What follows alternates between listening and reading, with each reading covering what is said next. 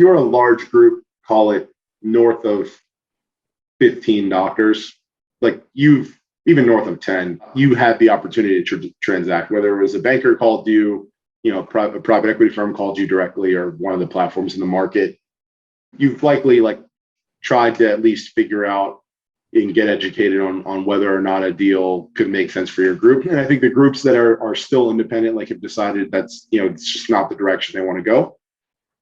That's completely fine. And those groups will still have the opportunity to transact. I think the challenge some of those groups may have is that the impetus to transact for some of these practices can't be that they want an exit strategy for the senior partnership or the leaders within that group, because then it won't set them up for a great transaction when they ultimately go through it.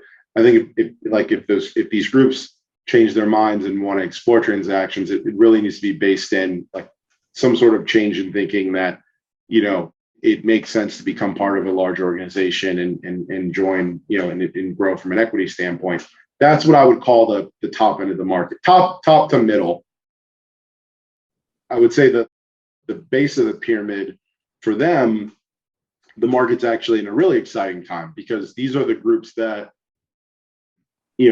didn't have a lot of options before there was this ecosystem of private equity firms that are created, called sub-5 doctor practices, right? Where there aren't private equity firms calling them to invest in them as a platform. And so for those shareholders like this, they've now had the opportunity to create liquidity from the practices that didn't exist for them for the last 5 years, while all these other large practices were doing deals.